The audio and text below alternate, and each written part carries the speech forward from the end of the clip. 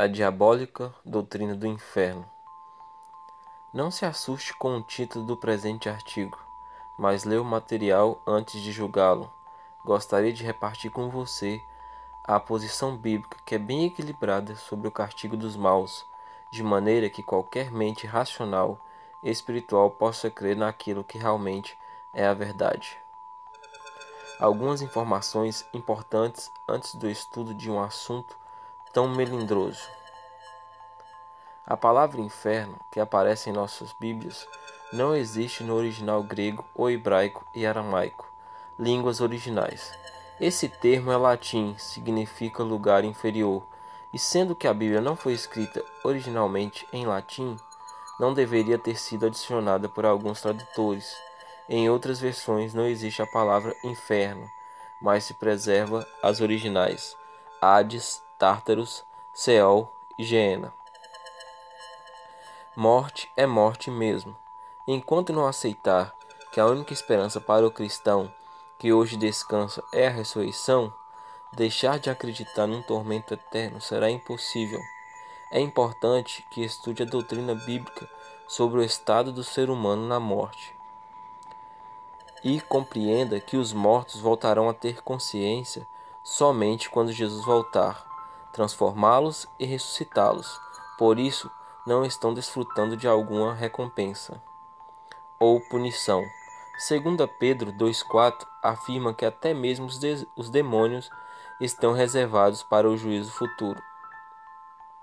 A doutrina de um inferno eterno veio sob encomenda da igreja medieval, que usava a pressão psicológica para conseguir indulgências, obediência e apoio para a Inquisição, matar os hereges. Antes, os gregos dividiam o Hades em duas partes, uma onde ficavam as almas dos bons e a outra em que ficavam as almas dos maus. Percebe que a origem do ensino é pagã e medieval. Quando Cristo usa em Marcos 9, 43 e 48 o termo inferno, no original é Geena e se refere não a um inferno existente, mas ao lago de fogo que existirá depois do milênio. Apocalipse 20. A justiça eterna de Deus não exige uma eternidade de sofrimento, como afirmam alguns teólogos preocupados mais em filosofar do que em estudar a Bíblia. O amor de Deus e a justiça dele estão de mãos dadas. Por isso, a justiça eterna de Deus precisa ser vista como fazendo parte do seu amor eterno. Assim chegaremos à conclusão de que, por ser eternamente justo, o Senhor permitirá que os maus sejam castigados e depois destruídos definitivamente. Quando existirá o lago de fogo? As Escrituras não ensinam que há um inferno de fogo, mas sim que haverá. Um dia, Deus lançará o diabo e seus seguidores em um lago de fogo. Apocalipse 20, verso 10, que só existirá após o período dos 1000 anos, como mencionei a princípio. Isso é muito claro nas Escrituras, que ensinam ser o juízo um evento futuro. Atos 17, verso 31. Portanto, os que não foram dignos da salvação não se encontram hoje em sofrimento, mas num sono profundo.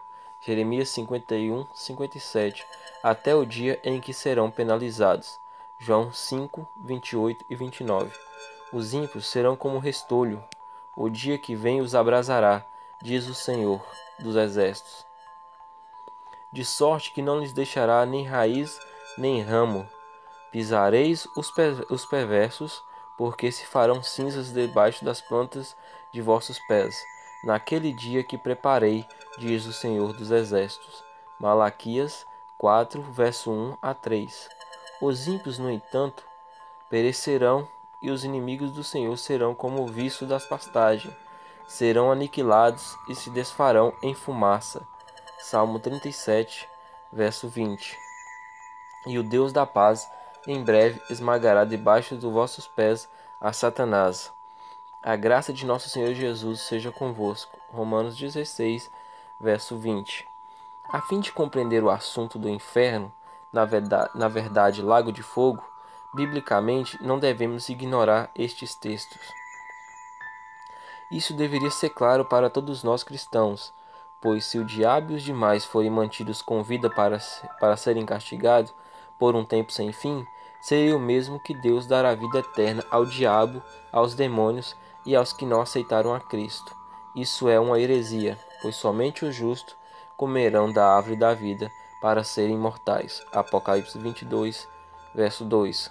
Leia 1 João 3,15 e comprove que ímpios não têm vida eterna. O fogo será eterno nas consequências. A pessoa nunca mais será ressuscitada, e não na duração. Mateus 25:46. Entendendo o termo para sempre. As palavras que se traduzem por eterno e todo sempre não significa necessariamente que nunca terão fim. No Novo Testamento, vem do grego aion, ou do adjetivo aionios. É impossível forçar este radicas grego significar sempre um período que não tem fim. A palavra aionios, traduzida como eterno, para sempre, significa literalmente perdurando por um século. Comentando o texto de Filemão 15, o erudito evangélico H. G. Moule afirmou: o adjetivo aionios, eterno para sempre, tende a marcar a duração enquanto a natureza da matéria o permite, e no uso geral, tem íntima relação com as coisas espirituais. Para sempre nesse verso significa permanência de restauração, tanto natural como espiritual. Ligado, porém, a Deus, o termo significa eterno para sempre. Também ligado à vida que provém de Deus, significa uma vida de duração sem fim. Percebeu? Na Bíblia, o termo para sempre pode significar um tempo sem fim ou um tempo específico. Depende da natureza do objeto, pessoa, que está ligado à palavra. Se for Deus, o termo eterno é eterno mesmo. Se estiver ligado a um ser humano mortal, que não comerá da árvore da vida, significa um tempo de longa ou curta duração, dependendo do grau de castigo que mereça. Jamais o termo dá a ideia de que um pecador pode sobreviver eternamente num castigo sem fim.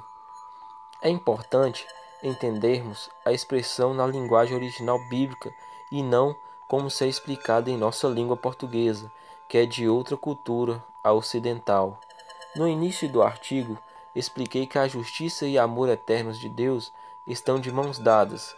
Creio que isso ficou claro, de modo que podemos entender que o juízo de Deus é uma manifestação do amor dele pelas criaturas e pela verdade. Uma das atividades do diabo na história é desvirtuar o caráter amoroso da divindade. Nos dias do povo de Israel, Satanás arrumava meios de apresentar a Deus como carrasco. Os judeus, nos dias de Cristo, não escaparam dessa artimanha do inimigo. Jesus veio também para revelar o caráter do Pai, que era mal compreendido. Ver João 14:9 e 10 e João 9:1 e 2. Hoje os cristãos se encontram mergulhados numa doutrina que mostra um Deus que, para satisfazer sua justiça, precisa de maneira tirana atormentar criaturas que pecaram por alguns anos, na mesma proporção que o diabo, o pai do pecado.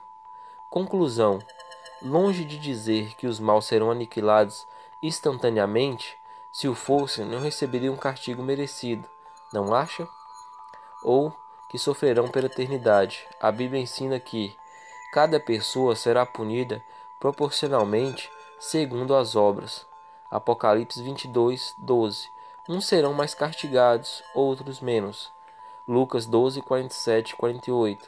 Depois do castigo, a pessoa será finalmente aniquilada. Malaquias 4:1 a 3. Como sempre, a palavra de Deus é equilibrada em tudo que ensina. Estude esse assunto com o coração. Você verá que o Deus da justiça também é amor, e que jamais ele poderia secar as lágrimas de nosso rosto se soubéssemos que em algum lugar se encontra em tormento queridos que tanto amamos. Apocalipse 21:4 não poderia se cumprir. Porque não tenho prazer na morte de ninguém, e muito menos no tormento, diz o Senhor Deus. Portanto, convertei-vos e vivei. Ezequiel 18:32. Espero que vocês tenham gostado desse estudo. Que Deus abençoe cada um de vocês e